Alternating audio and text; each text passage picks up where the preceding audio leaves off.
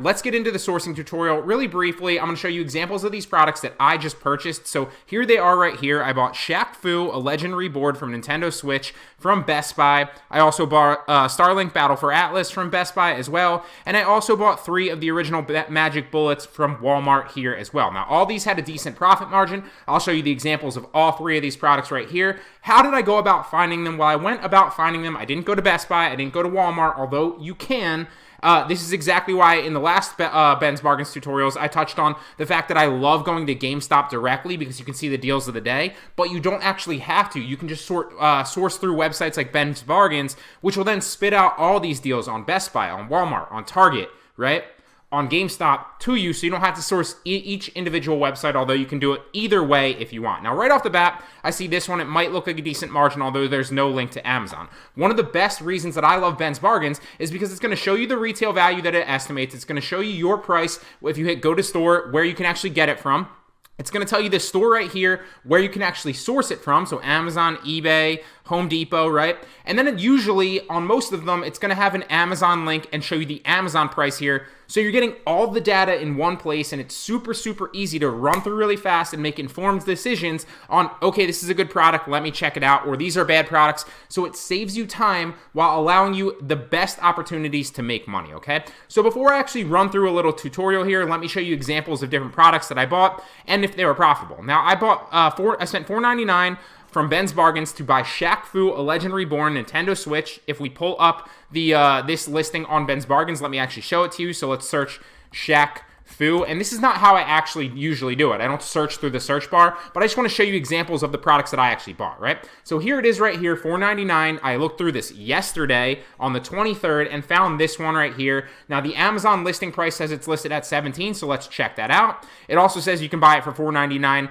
on Best Buy, which you actually can. So if you click go to store, these are the first 2 things that you want to check out. Now, it's currently selling out, so you might want to hop on this now. By the time I get this video out, this deal might already be passed, right? But usually if you hop on, I don't hop on Bensbargains every day, and I don't source through every website that I always talk about every single day, but I do sort and pick through, maybe 10 to 20 and just sort through in the morning for like an hour and buy up stuff like that. And that's literally how I do it. I'm not special. It doesn't take me a long time. You can do the same exact things, assuming you know where to source products and how to ship them back into FBA. Let me show you an example of why this is still a good buy, right? And things might have changed since yesterday, but let's go through and sort through to see, right?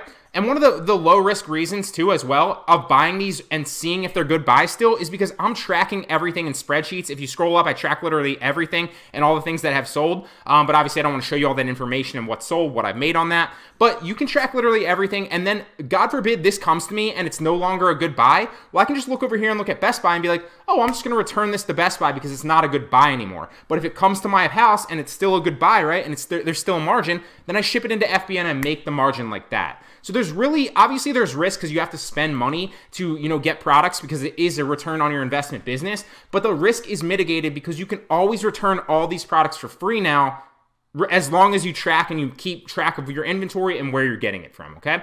And obviously if I signed into Best Buy, I could just pull up and I'm signed in right here, I believe. Yeah, hi Brian. I just pull up my my order invoices and return it that way. I don't need to actually keep track of the physical receipts and physical invoices, okay? So it says $15.99 free shipping, and it's being sold by Barber. Now, there are 25 people on this listing, so is this still a profitable item? Well, if I buy it for $4.99, keep in mind that I might have to pay shipping, so that's something you always definitely want to test out. And this actually did sell out. It looks like people have already gone ahead and grabbed this. I think I bought 6 of these, maybe 5 of them. So I did end up paying $4.99 because there wasn't shipping or taxes, but that's also something that you need to keep in mind. So that's why I always recommend, before you estimate what your cost of goods is to get the best informed decision, go to your cart, act like you're about to check out, and see exactly what it's going to cost you. So you want to see if they're going to charge you taxes, if they're going to charge you shipping, right? And that way you can divide that by the amount of games that you're going to buy or the amount of items that you're going to buy to make the most informed decision of what your cost of goods is. So this was $4.99. And I think I estimated high at 6, just assuming, although I did only pay $4.99 per unit here. So if we go $4.99 per unit, and I estimate that it's going to cost me a buck to ship each one of these in, which is a little bit on the conservative side and a little bit high, but I like to be a little bit more conservative to make sure with my profit margin. And then I look at the buy box and I say, hey, I'm going to match the buy box at $15.98. what's my margin going to be? Well, I'm going to spend $4.99 to make $4.42 when I sell each unit. So that is almost 100% ROI, 100% return on my investment. And it's very, very low risk because I'm spending $4.99 to get this. I'm not special. I didn't spend time sourcing through. Bensbargains literally spat this out to me yesterday, and I went ahead and bought it, okay? You can do the same exact things. Let's go through another example of another product that you can potentially buy. So the next one that I bought was the Starlink Battle for Atlas. So let's search that in Bensbargains as well. Starlink. And we'll look for the Battle for Atlas. Here it is from yesterday as well. You can buy it for $7.99. This is also a good GameStop deal. GameStop always has Starlink products as well. They're usually a little bit more expensive than $7.99, so this is a great buy. But just keep that in mind as well. So if we pull up the Amazon listing and we also go to the store to make sure that there's still potentially good buys. And look, this is also selling out as well, so people are also hopping on this deal too. So right here, the buy box price this looks like the buy box price has actually gone down since yesterday. So what I'm interested in, right, and this is a perfect example, so you're getting a lot of tidbits of information here, is I'm interested in the new prime prices because that's who I'm going to compete with if I'm shipping it into FBA, right? So I'm going to come to all the other offers and I'm going to click prime and new to see what the other offers that I'm competing against are. Prime and new. And it looks like if I ship it in at $21.79 roughly, I can match that buy box price and then eventually could retain the buy box on the actual listing or maybe drop it a little bit and get the buy box there. So what I want to do is I want to conservatively estimate maybe 20 bucks, right? And if I source this for, I think it was $7.99 and I ship it into Amazon to sell it for 20 bucks, even though that's on the conservative side, will I still be profitable? Let me see. So we want to pull up our AMZ Scout calculator. And all the information should be in here. It looks like if I ship it, and it might be $8.47. Did I pay taxes on this? I did. So this is a perfect example of why you want to go through the cart on actual Best Buy right here because they're going to charge me taxes or shipping for this. So I didn't end up paying $7.99 per unit. I ended up paying $8.47 per unit. I only know that because I actually bought it and I went through the process to actually check out. So right here, if we go back to our listing and we put $8.47 in, I estimate that it's going to cost me $1 to ship it into FBA because I never ship one-off products into FBA, right? I'm always shipping them into FBA as like a bulk unit in a big box. So usually it's a little cheaper than $1, obviously, but I like to be conservative. Now, if I match the buy box price at 20-ish, will I be profitable? Now, I will, but it's only $1.32.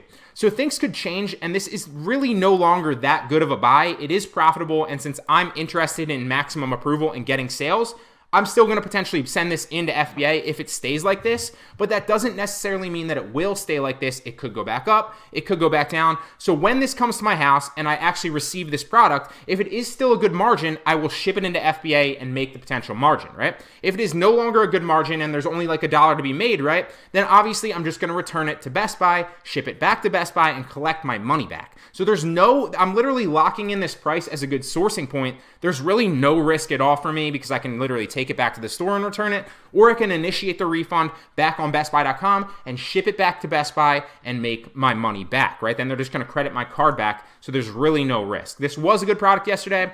The buy box I don't think was 31. I think it was like 25 if I remember correctly. It could go back up after Christmas. By the time I get my units back into FBA, it will be after Christmas, obviously, but things could change and fluctuate, so that's always another perfect reason why you always want to track everything. Let me show you another example right here. The original Magic Bullet, right? So let's search for that. We'll search Magic Bullet, and we'll type that in and see what pops up. So right here, you can buy it for $20 at Walmart. The Amazon price was $50. So if you open up both of these, is it still selling for $50? Okay, it's selling for a little bit under $50 now, which is $44.45. It's still selling for $19.92 on Walmart. Did I pay taxes? And I did. I ended up paying $21.12 per unit for this. So if I go ahead and I put that into the AMC Scout calculator and I estimate high right here, perfect example of me being conservative, I'm going to estimate that it's going to cost me $2 in because I'm assuming that this is heavier. I've never actually held one of these products before, but it might only cost me 80 cents to ship it into FBA. It might only cost me $1, right? But I'm estimating higher to be sure. Also, I'm estimating a little bit higher than 2112, so I estimated on the high end just to account for any potential changes in prices, and I estimated that it was going to cost me $22 per unit and $2 to ship it into FBA. So if I match the buy box price at $44.45, I will still make $6.21 per unit. So if you factor in, that's probably a little bit under a 33% ROI, and they're selling very, very fast, right? So that's another thing that you want to check on the listing. You want to check to make sure it's a good listing.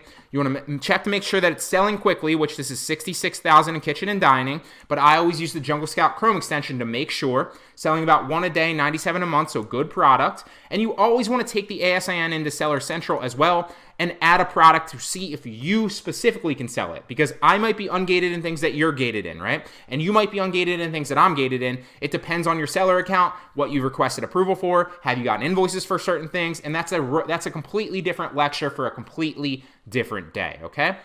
So I'm not going to waste your time. I'm not going to sort through Bensbargains, but if you go back to the homepage, there are a number of deals on this site that you can source through at any given day, at any given time. Find great deals that you can buy in bulk, buy many units of that, right? You only need to find one listing, and then you buy many of that deal, lock in your price point, ship it into FBA, and make the margin.